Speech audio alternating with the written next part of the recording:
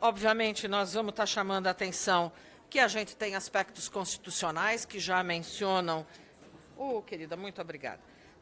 Mencionam os princípios de dignidade da pessoa humana e do valor social do trabalho. Então, isso vem dentro da nossa Constituição. Ela passa pela priorização do governo federal em 2026, quando o Ministério do Trabalho também defende, como o ministro aqui acabou de falar, que a gente passe de uma jornada 6x1 para uma jornada 5x2, com diminuição de jornada de trabalho contratada e executada e sem perdas salariais. E a gente lembra também que isso está de acordo com o alinhamento de observatórios internacionais, da legislação e das convenções da OIT. Queremos chamar a atenção também que nós não somos uma jabuticaba. Nós estamos acompanhando o que está acontecendo com a maior parte das economias que estão crescendo, que estão tendo transformações demográficas importantes, em que a gente tem cada vez menos jovens, cada vez mais adultos, mais idosos, e que a gente precisa aproveitar este momento para gerar emprego, gerar capacitação e aumentar a produtividade da economia. O ministro já tratou de vários dos aspectos associados aos custos ocultos da exaustão do trabalhador. Eu não vou repetir esse assunto, eu vou direto... Opa! Espera aí, ministro.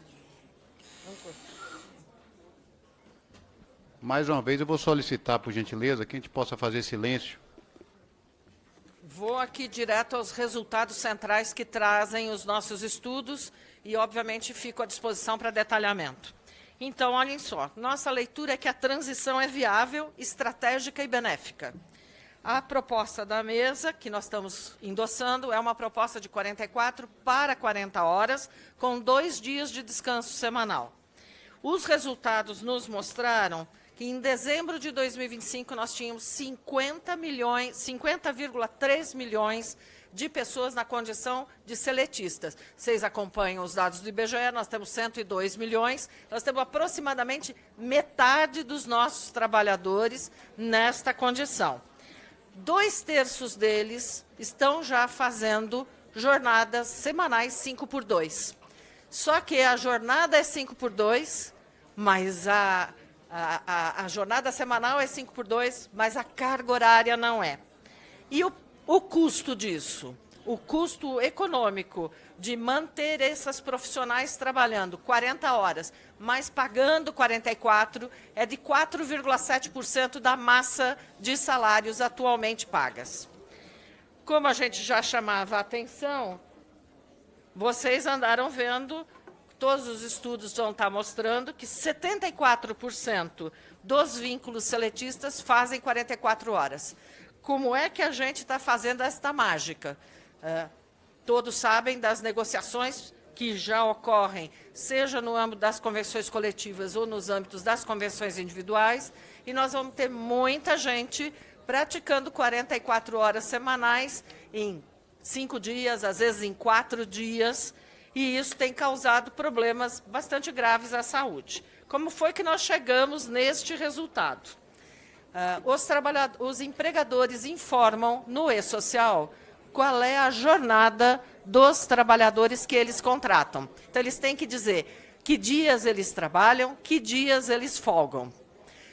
Infelizmente, quando da implantação do E-Social, isso foi implementado como uma informação, não uma tabela, mas uma informação por escrito. Então, o que nós fizemos? Nós usamos os mecanismos de leitura por palavras.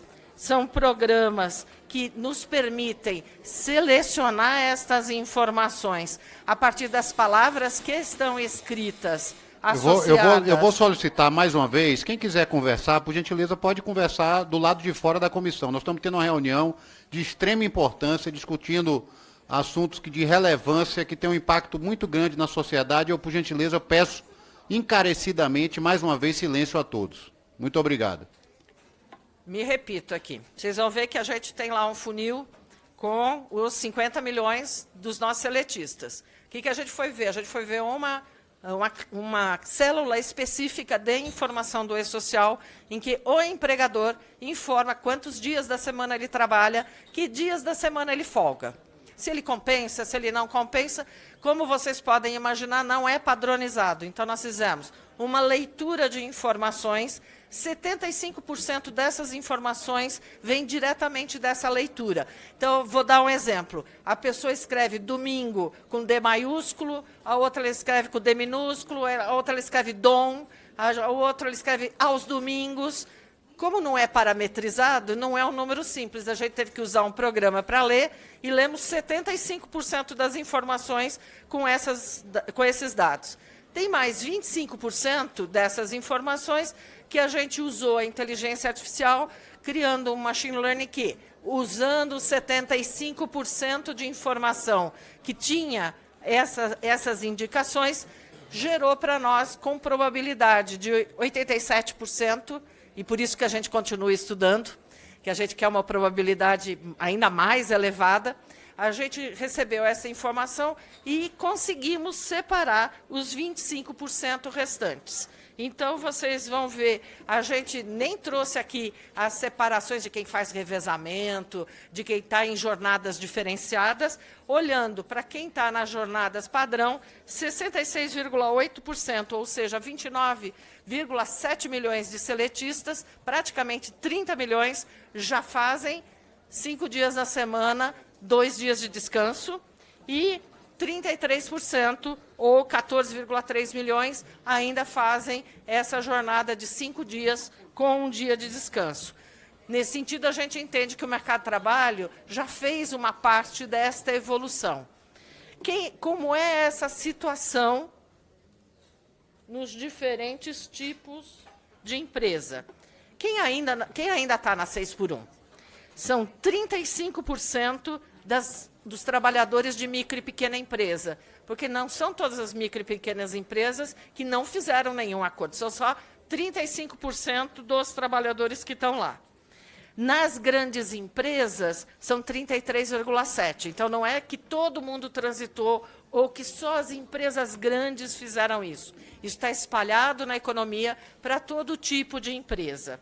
A gente olhou também a agropecuária, porque a gente sabe que a agropecuária tem momentos de pico importante que estão associadas às atividades. A gente encontrou 35,4% dos seus trabalhadores fixos com jornada 6x1, e a gente olhou também a situação dentro da casa das pessoas.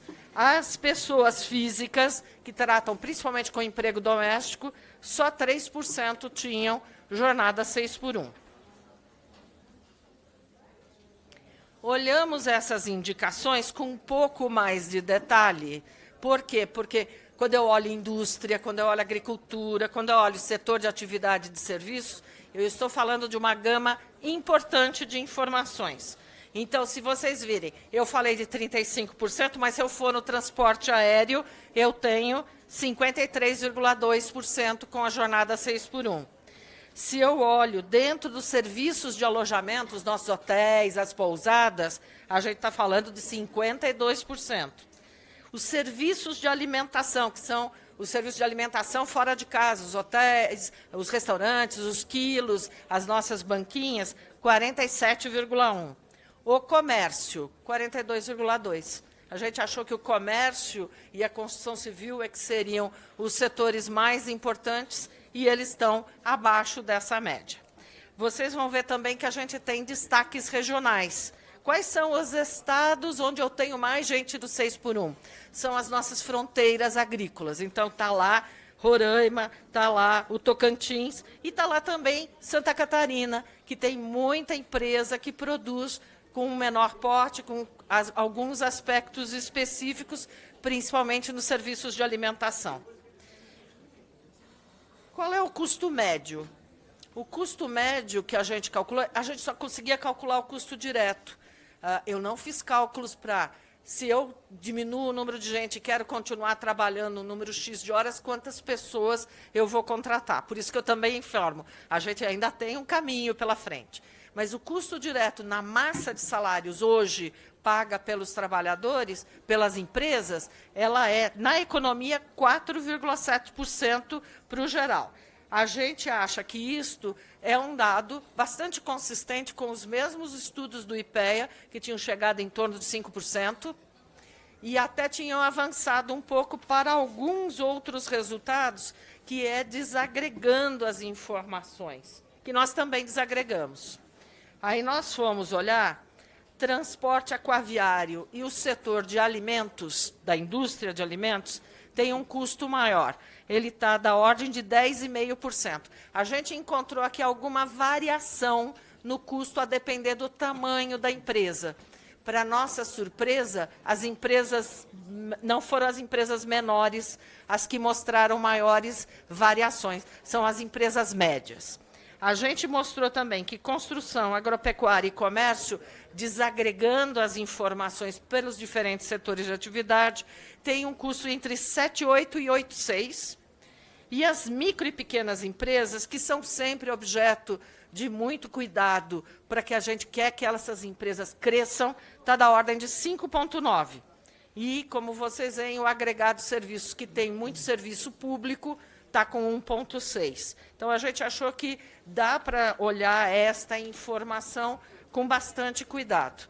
Embora eu não tenha avançado muito na discussão de custos, a gente olhou hora extra. Por quê? Porque a gente pode falar assim, não, essa jornada que você está olhando envolve pagamento de horas extras. Nós olhamos a folha de pagamento de dezembro.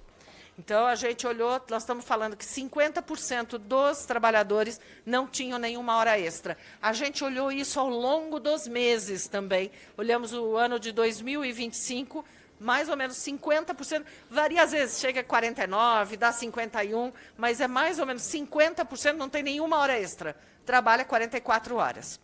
E a gente viu que para os 25% que tinham hora extra, elas estão no máximo 3 horas na semana, o que dá 12 horas extras por mês. A gente achou que este impacto não alterava os rendimentos médios.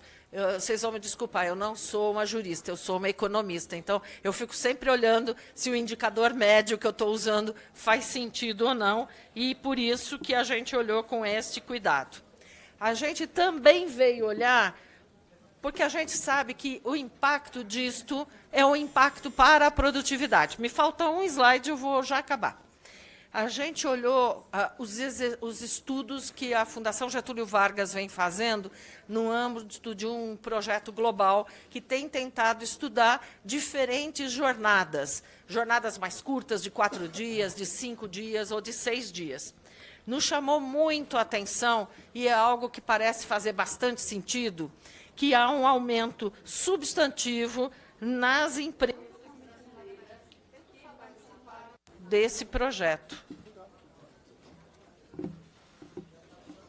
Tá ligado? Então, a gente quer chamar a atenção, não são muitas empresas, não são em todos os setores de atividade, mas a gente percebeu um aumento de 72% de produtividade. Um aumento de 72% de produtividade é muito chocante.